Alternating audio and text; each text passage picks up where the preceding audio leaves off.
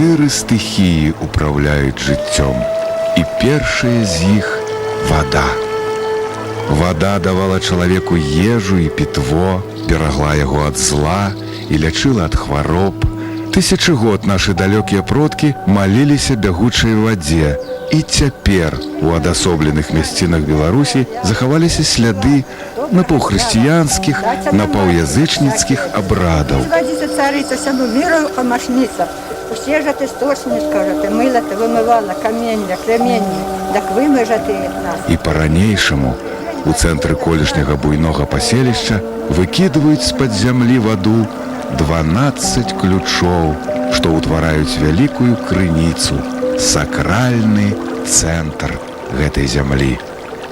У мясцовых жыхароў здаўна вядзецца павер'е, каб выканалася жаданне, трэба павязаць у сакральным месцы сатканы спецыяльна для гэтай мэты рушнік.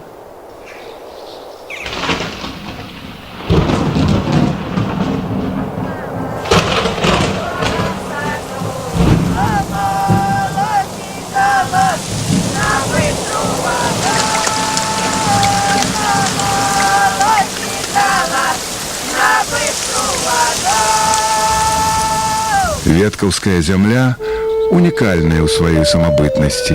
Як нідзе тут зберагліся звычаі, што пачалі фарміравацца ў часы неаліту. Тут кожнае дзеянне – сімвал. Тчэ жанчына рушнік, і чаўнок-човен перасякае ткань раку. Ткацкі станок з драўлянымі нагамі – конь, на якім майстрыца перасякае прастору, а ніткі ад станка вядуць у столь да неба. Тчэ жанчына ўзор, і выходзяць з-пад яе рук чырвоныя коні ды мядзведзі, сонейкі ды зоркі, найстаражытнейшыя сімвалы. Кожная дзяўчынка ў Неглюбцы спрабуе выткаць свой узор, і ў кожнай ткачыхі ён непаўторны, як непаўторны чалавек. Але ўсе яны няўлоўна падобныя адзін да аднаго, бо нясуць галоўнае зерне інфармацыі пра нас і нашых прашчураў. Ромб, як сімвал зямлі, ромб з хвастамі, узаранае поле, ралля, ментальны код беларускага народа, яго касмічны знак, выражаны ў спляценні 3 асноўных колераў – белага, чырвонага і чорнага.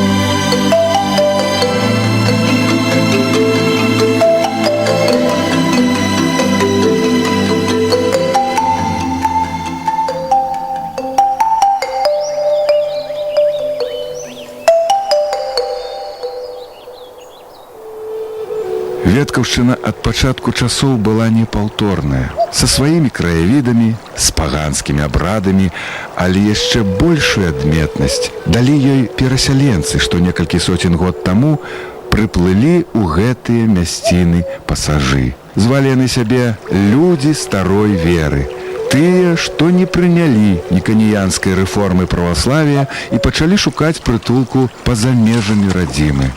Гэта яны заснавалі ветку. Па легендзе назвалі так паселішча, бо не ведалі, дзе спыніцца, а таму палажыліся на Божую волю і вырашылі пусціць па рацэ галіну, сказаўшы, да якога берага прыб'ецца хвалямі гэтая галіна, там і быць нашаму пасяленню, таму што гэта будзе указаннем пальца Божага.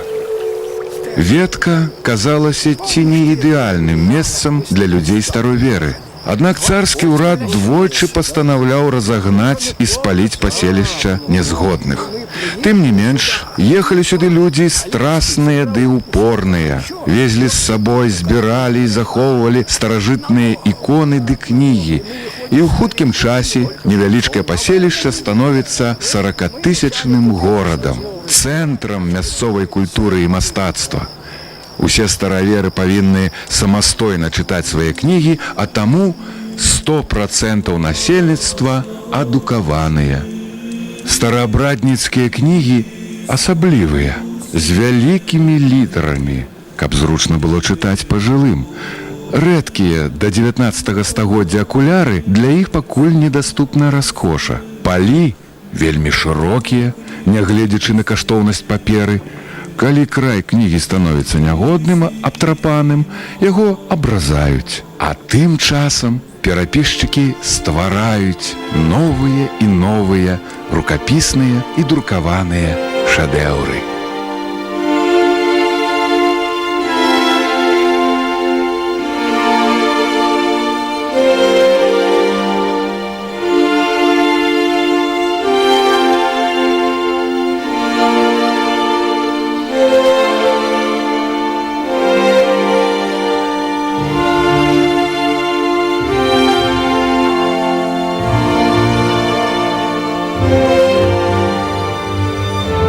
Сёння атрымліваюць новае жыццё абсалютна унікальныя абразы, што пісалі мясцовыя іконапісцы. І пад рукамі рэстаўратара праясняюцца фарбы, адкрываючы першапачатковую задуму майстра, яго філасофію, заключаную ў першавобразе пры дапамозе асаблівай мовы, якой умее гаварыць старажытны абраз. Лік іконы святлее, і нам цяперашнім становіцца больш зразумелым жыццё сучаснікаў аўтара.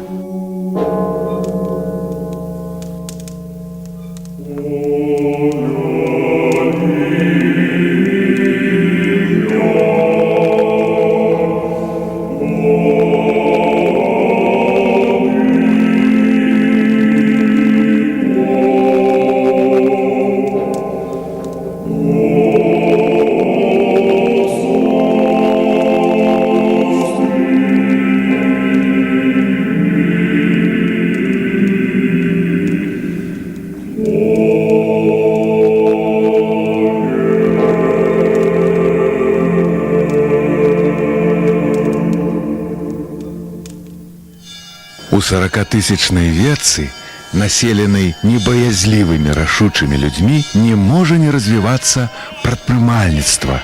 І купецтва – паважаны клас у горадзе. У яго руках гандаль з бліжэйшымі суседзямі і нават краінамі пры Чарнамор'і.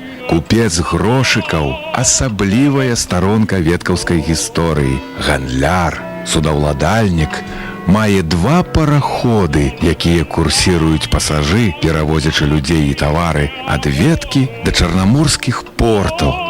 І калі прыходзіць да прыстані параход Грошыкава, паглядзець на гэта збіраецца увесь горад, бо кожны ведае, што абавязкова ў гонар купца і яго кліентаў на прыстані будзе граць скрыпач.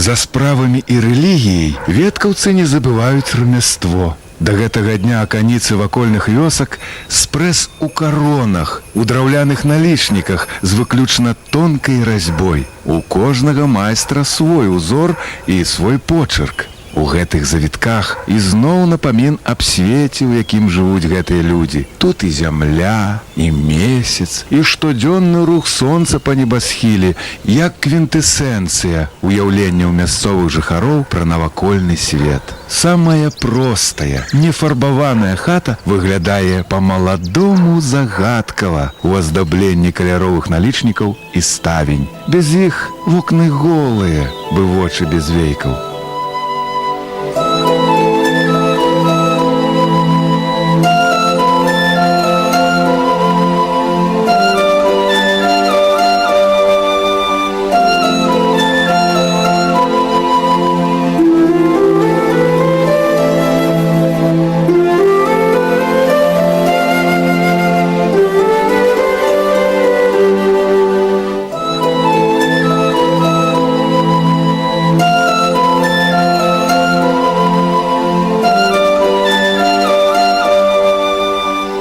Як сувязь часоў старасветчыны і сённяшняга дня, невялічкая царква у гонар свяціцеля Мікалая. Яе лёс быццам выжымка з гісторыі гэтага краю. Пабудаваная ў екацерынінскія часы, за савецкім часам была зачыненая, а потым і ўвогуле страчаная падчас пажару. Перажыла часы барацьбы з рэлігіяй і ў 2003 годзе адкрылася ў новым абліччы. Мясцовыя жыхары кажуць, што за некалькі дзён да адкрыцця з зачыненага храма чулі гукі спеваў, а ў самой царкве пачала аднаўляцца пацярпелая ў пажары старажытная ікона свяціцеля Мікалая, зусім небачная ад копаці і блізкага агню.